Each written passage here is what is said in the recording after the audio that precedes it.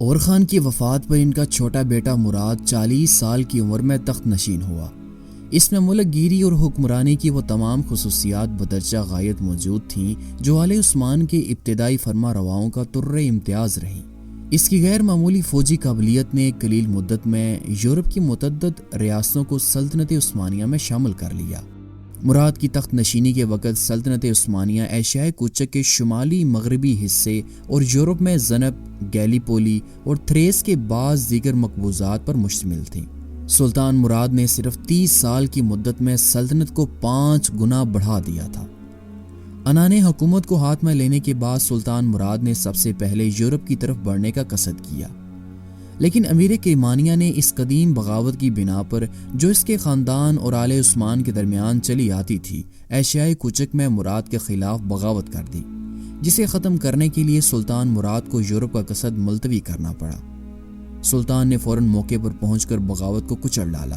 ادھر سے اطمینان حاصل کرنے کے بعد وہ یورپ کی جانب بڑھے اور 761 ہجری بمطابق 1360 عیسوی میں درِ دانیال کو عبور کر کے فتوحات کا وہ حیرت انگیز سلسلہ شروع کیا جو 791 ہجری بمطابق 1399 عیسوی میں صرف ان کی شہادت پر جنگ کوسوو میں ختم ہوا۔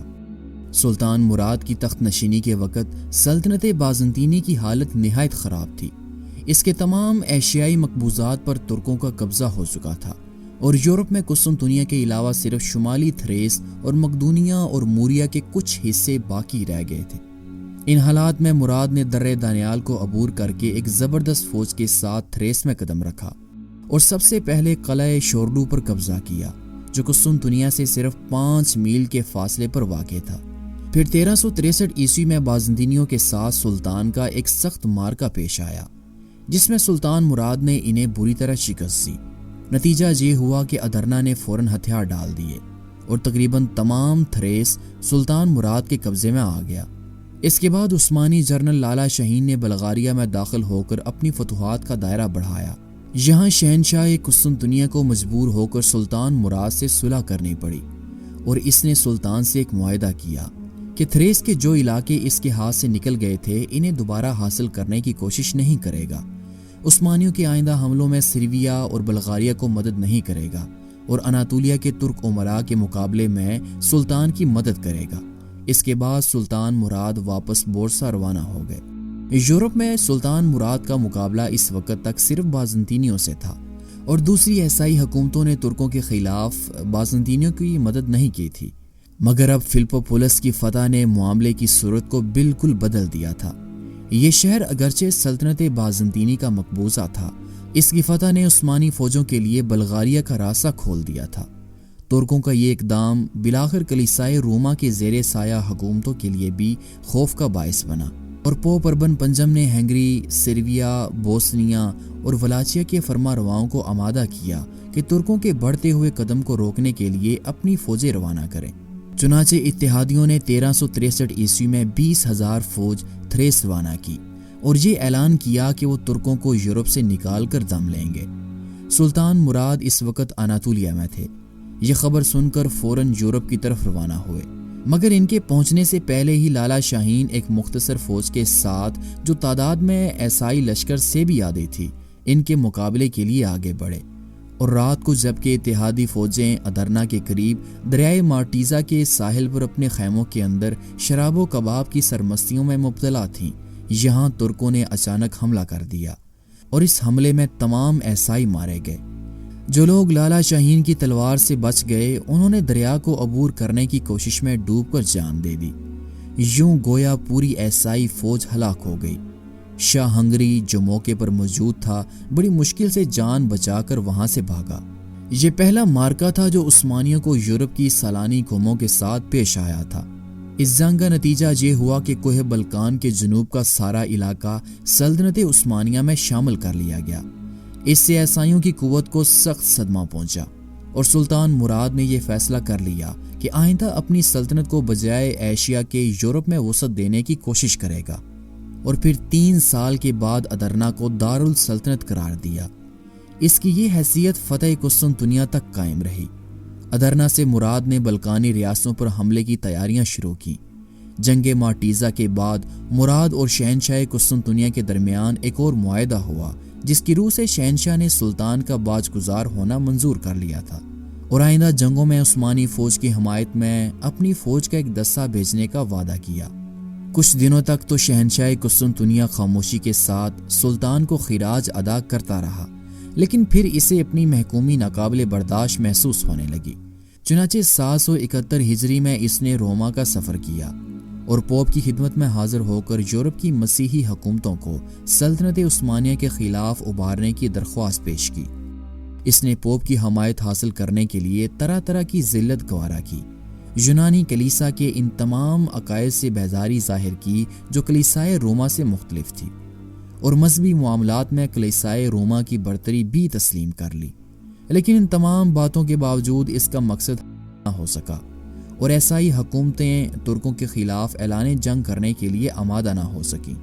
شہنشاہ ناکام و نامراد قسطنطنیہ کو واپس پہنچا۔ اگرچہ بلغاریہ نے جنگ مارٹیزا میں شرکت نہیں کی تھی، تاہم تھریس کی فتح اور عیسائیوں کی شکست نے اس کو بھی نہایت اہم خطرات میں مبتلا کر دیا۔ خصوصاً ادرنا اور فلپوپولس پر قبضہ ہو جانے کے بعد بلغاریہ اور مقدونیہ کی راہ ترکوں کے لیے کھل گئی تھی۔ ریاست ہائے بلکان کے باہمی بغض و عناد نے ان کی قوتوں کو کمزور کر دیا تھا، اس لیے سلطان مراد کو شروع میں ان کی متحدہ طاقت سے مقابلہ پیش نہیں آیا تھا۔ سرویا اب تک بلغاریہ کا شریک نہ تھا، لیکن سلطان مراد کی ان فتوحات کے بعد اس نے بلغاریہ سے مل کر ترکوں کے خلاف جنگ کا اعلان کرنا چاہا۔ 1371 عیسوی میں لالا شاہین نے صوفیہ کے قریب سماکوف کے میدانوں میں بلغاری اور سروی افواج کا مقابلہ کیا اور ان کو سخت شکست دی۔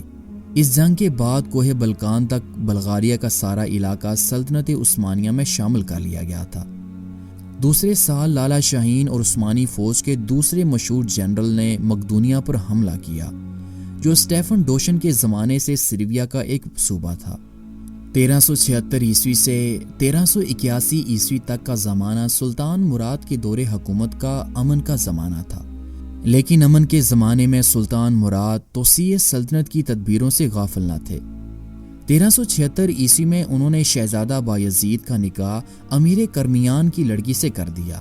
سلطنت عثمانیہ کی سرحد ریاست کرمانیہ سے بالکل متصل ہو گئی تھی۔ کرمانیہ اور آل عثمان کی آویزش ابتدا سے چلی آتی تھی۔ اسے دور کرنے کے خیال سے سلطان مراد نے اپنی لڑکی نفیسہ کا عقد علاؤ الدین امیر کرمانیہ سے کر دیا۔ چنانچہ تقریباً 10 سال یہ صلح قائم رہی، لیکن ان میں سے ہر فریق اناطولیہ کے ترکوں کی سرداری کا دعوے دار تھا، اور باوجود اس کے کہ ایشیائے کوچک کی متعدد ترک ریاستیں سلطنت عثمانیہ میں شامل ہو چکی تھیں، امیر کرمانیہ کی خودسری اور بغاوت سلطان مراد کو اس کی ایشیائی مقبوضات کی طرف سے مطمئن نہیں ہونے دیتی تھی۔ چنانچہ 779 عیسوی میں دونوں کے درمیان جنگ چھڑ گئی اور کونیا میں علاؤ الدین کو بری طرح شکست ہوئی۔ سلطان مراد اگر چاہتے تو علاؤ الدین کو قتل کر کے اس کی ریاست پر قبضہ کر سکتے تھے، لیکن اپنی بیٹی نفیسہ کی التجاؤں سے متاثر ہو کر انہوں نے علاؤ الدین کا قصور معاف کر دیا اور اس کی ریاست اسے پھر بخش دی۔ علاؤ الدین نے مراد کو اپنا آقا تسلیم کیا۔ اسی جنگ میں شہزادہ بایزید نے اپنے حملوں کی حیرت انگیز سرعت اور شدت کی بنا پر یلدرم یعنی کہ بجلی کا لقب حاصل کیا تھا۔ اس کے بعد سلطان مراد بروسا کو واپس چلے گئے اور اب ان کی خواہش تھی کہ بقیہ عمر آرام اور یاد الہی میں گزار دیں۔ چنانچہ اسی وجہ سے انہوں نے ریاست تقا پر حملہ کر کے اسے اپنی سلطنت میں شامل کرنے سے انکار کر دیا تھا، اور جس فوجی افسر نے یہ تجویز پیش کی تھی اسے یہ جواب دیا کہ امیر تقا بہت غریب اور کمزور ہے، مجھے اس سے جنگ کرنے میں شرم آنی چاہیے، شیر مکھیوں کا شکار نہیں کرتا۔ لیکن بہت جلد اس بوڑھے شیر کو دوسرے شیروں کے مقابلے کے لیے اپنی آرام گاہ سے نکلنا پڑا۔ یورپ میں اس وقت 790 ہجری بمطابق 1388 عیسوی میں تقریباً تمام قدیم تھریس اور جدید رومیلیا سلطنت عثمانیہ میں شامل ہو چکا تھا۔ اس کے علاوہ بعض دوسری اہم فتوحات بھی حاصل ہو چکی تھی۔ ینیچری کے لیے ہر سال 1000 عیسائی لڑکوں کے مطالبے سے اس بے چینی میں برہمی بھی شامل ہو گئی۔ ترکوں کے خلاف غصے کا جذبہ پورے جوش کے ساتھ موجود تھا۔ اسے مشتعل کرنے کے لیے جس چنگاری کی ضرورت تھی وہ بھی جنگ کونیا کے بعد ہاتھ آ گئی تھی۔ اس جنگ میں عثمانی فوج کے ساتھ سرویا کے 2000 سپاہی بھی شامل تھے جو سابق معاہدے کی روح سے طلب کیے گئے تھے۔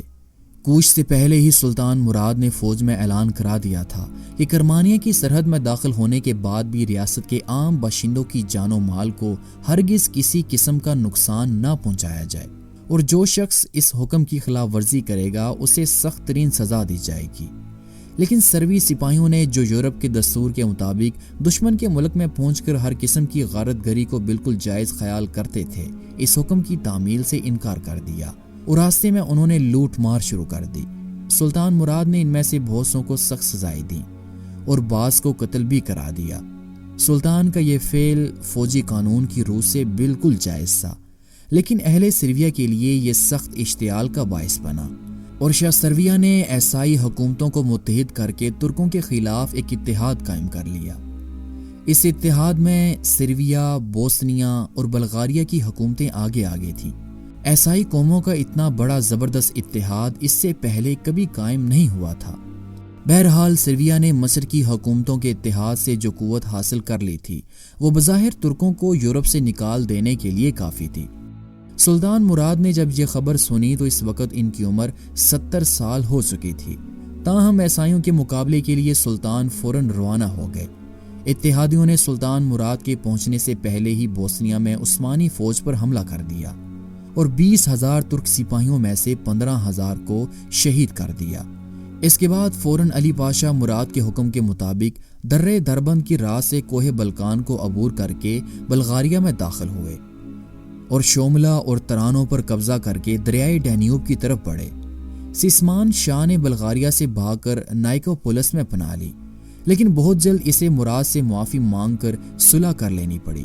شرائط صلح یہ تھی کہ سلسٹریا کا علاقہ سلطنت عثمانیہ میں شامل کر لیا جائے گا اور بلغاریہ سالانہ خراج ادا کرتا رہے گا۔ سیسمان کی علیحدگی کے باوجود شاہ سرویا نے استقلال کے ساتھ جنگ جاری رکھی اور سیسمان بھی چند ہی دنوں میں معاہدے کو توڑ کر پھر سرویا سے مل گیا۔ اس نے سلسٹریا سے دستبردار ہونے سے انکار کر دیا اور ایک فوج سرویا کی مدد کے لیے روانہ کی۔ سلطان مراد نے علی پاشا کو اس کے مقابلے میں بھیجا۔ سیسمان پھر نائکوپولس میں پناہ گزین ہوا اور یہ اہم قلعہ دوبارہ فتح ہوا۔ سلطان مراد نے اس مرتبہ بھی سیسمان کی جان بخشی کی، لیکن اس کی بار بار غداری کی سزا میں بلغاریہ کا جنوبی حصہ سلطنت عثمانیہ میں شامل کر لیا گیا۔ لازار شاہ سرویا اپنے دوسرے حلیفوں کے ساتھ برابر ترکوں کا مقابلہ کرتا رہا۔ بالآخر اس نے تمام اتحادی افواج کو جمع کر کے ایک آخری حملے کا حکم دیا اور اپنے لشکر کی کثرت و قوت پر اعتماد کر کے سلطان مراد کے پاس آخری جنگ کا پیغام بھیجا۔ چنانچہ 15 جون 1399 عیسوی میں کوسوو کے میدان میں وہ آخری مقابلہ پیش آیا جس نے اتحادیوں کو شکست دے کر سرویا کی قسمت کا فیصلہ کر دیا۔ جنگ اختتام کے قریب تھی کہ میلوش نامی ایک سروی امیر عثمانی لشکر کی طرف گھوڑا دوڑاتا ہوا آیا اور وہاں لازار شاہ کے خلاف بغاوت کا اعلان کرتے ہوئے اس نے یہ بیان کیا کہ مجھے کچھ نہایت اہم باتیں سلطان سے کہنی ہیں۔ چنانچہ وہ سلطان مراد کی خدمت میں لایا گیا، لیکن قدم بوسی کے وقت اچانک اٹھ کر اس نے سلطان مراد پر خنجر سے حملہ کیا اور وہ اپنے مقصد میں کامیاب ہو کر بھاگ جانے کی کوشش میں تھا کہ عثمانی سپاہیوں نے اس کے ٹکڑے ٹکڑے کر ڈالے، مگر سلطان مراد کا زخم کافی گہرا تھا اور سلطان محسوس کر رہے تھے کہ وہ تھوڑی ہی دیر کے مہمان ہیں۔ اسی حالت میں سلطان نے آخری حملے کا حکم دیا، جس کے بعد فتح عثمانیوں کے حق میں ہوئی اور سلطان مراد زندگی کے آخری لمحات پورے کر رہے تھے کہ لازار شاہ گرفتار کر کے ان کے سامنے لایا گیا۔ سلطان نے اس کے قتل کا حکم دیا اور کچھ دیر بعد خود بھی سلطان اس ذرے فانی سے پردہ کر گئے۔ جنگ کوسوو کے بعد 500 برس تک اہل سرویا نے پھر کبھی متحد ہو کر ترکوں سے مقابلہ کرنے کی جرات نہیں کی تھی۔ سلطان مراد کا عہد حکومت تاریخ آل عثمان کے اہم ترین عہدوں میں سے ہے۔ سلطان نے 30 سال تک حکومت کی، ان میں سے 24 سال سلطان نے میدان جنگ میں صرف کیے اور ہر جنگ میں کامیاب رہے۔ سلطان مراد سے پہلے ترکوں کا مقابلہ یورپ کی قوموں میں سے صرف بازنطینیوں سے ہوا تھا، جن کی سلطنت اپنی زوال کی آخری منزلیں طے کر رہی تھی۔ لیکن مراد کی ظفریاب فوجیں ان ملکوں میں بھی پھیل گئیں جو یورپ کی نہایت طاقتور سلانی قوموں کے زیر نگین تھی، اور بلغاریہ، سرویا اور بوسنیا پر دولت عثمانیہ کا تسلط قائم ہو گیا۔